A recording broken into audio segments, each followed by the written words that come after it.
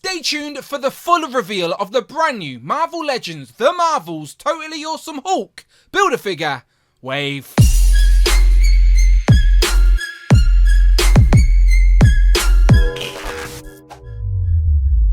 Pow, and welcome back to the channel, Dan Who Reviews. As always, my name is Dan W. Make sure you are following me on Instagram, and it's Dan Who. And today we had a full Marvel Legends wave revealed to us, and it is another comic and MCU mixed wave. Now, if you look at the calendar, there is only one more MCU movie due to be released this year. It's in November. It's called The Marvels. It's Captain Marvel, Miss Marvel, and Monica Rambeau off on a cosmic adventure. So we knew we were going to get a Marvel Legends themed wave around this movie. Today we got revealed what the comic figures are in this wave and the Build-A-Figure, which is usually always a mystery. So there it is in its entirety. Of course we get Captain Marvel, Miss Marvel, and Monica Rambeau, all completely pinless, all females with double jointed elbows, so they do look great. And then the comic book figures are Karnak from the Inhumans that we've never had in the 6-inch scale, Marvel Boy, that is a nice new update that can fit into multiple teams.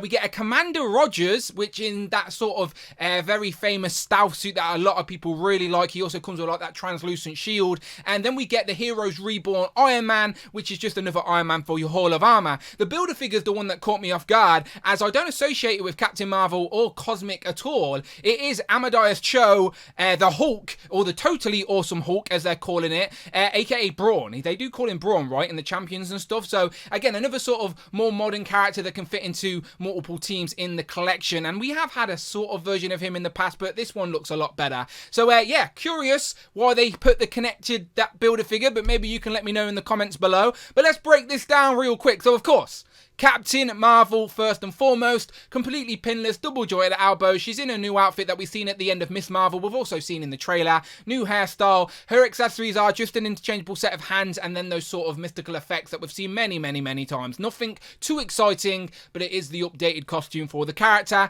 Again, the same goes for Miss Marvel, who gets a new costume for the new movie. Now she doesn't have her eye mask on, so we can actually see Kamala Khan. Maybe we can swap that with the previous version we've got as well. I do think her previous version is much more iconic to the character, but again, it's a new movie. They gave her a new costume. And then finally, after debuting in WandaVision way back when, we now have a Marvel legend after waiting a while, Monica Rambeau in her sort of photon sort of gear. And again, she looks really nice. That head sculpt looks really good. All three of the head sculpts do look really good, to be fair. So they are the only 3 MCU figures in this wave, and the rest of the comic figures have no association with the movie at all. So let's break those down. So as I said, Inhumans slowly, very slowly adding members to that team. But now we have another one, as we have the martial arts specialist. It is Karnak, who is on the Pizza Spider-Man body, which people don't really like these days anymore. But it is still really articulated. It's just quite gangly at the same time. But for me, it's all about world building, adding new characters to our 6-inch collection. And I don't have a Karnak. So I have a Karnak to go next to Black Bolt and Medusa. But come on now. Where's our Lockjaw, Crystal, Gorgon, many, many, many others, all right? But we're slowly adding another Inhuman to the list. He only comes with an interchangeable set of hands, I believe. Again, this whole wave lackluster with accessories, as is the case with Marvel Legends at the minute. Commander Rogers doesn't come with any interchangeable hands. He just comes with his shield, which is translucent. There was, in the Epic Heroes line, a variant version of Commander Rogers that had the translucent shield, which was a little bit harder to find, but not elusive. So now you have the translucent shield as standard, and also an unmasked Steve Rogers head that I'm sure you can pop on some of your other Captain Americas as well. But all of the comic book figures, by the way, are reuse. No pinless tech on any of these comic figures. It is all just reuse, and this is just an opportunity to get a Commander Rogers if you don't have the previous one. Slight update, but not a big update.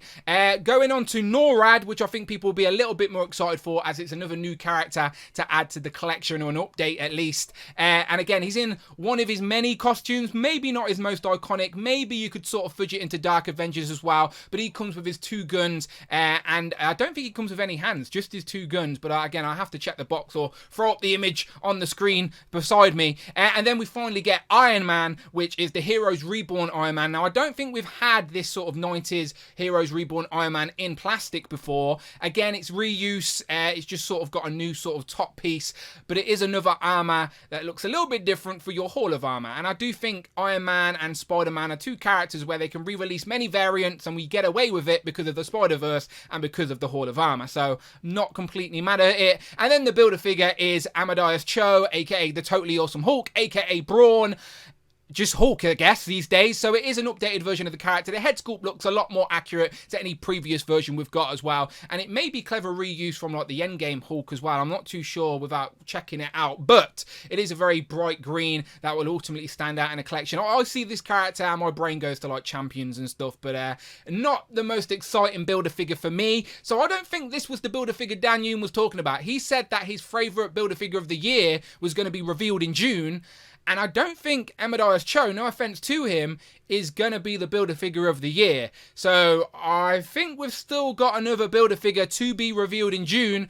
Who is it? What is it? I don't know. But that was what was revealed today. The whole wave will go up for pre-order tomorrow. That is, let me check, the 7th of June. And they're due in the summer as well. So we're going to get these a lot earlier than the movie. I think maybe this is one of those movies that got pushed back. So maybe the figures are ready to go. But we're going to have these in hand in the summer. The movie doesn't come out till November. So yeah, half MCU, well, a bit MCU, a bit comic, and then a comic Build-A-Figure. So as always, this is just a news video. I'm not telling you what you should like or you shouldn't like. You let me know that in the comments below and we'll chat it up there. But as always, you know what to do. If you like Marvel Legends and you want to be here for all the news, and I'll try and give it to you, just please, please, please hit that subscribe button. Much appreciated. And remember, you can follow me on Instagram at It's Dan Who. I'm on Twitter at Dan Who Reviews. Until then, I will, of course, see you on the next one.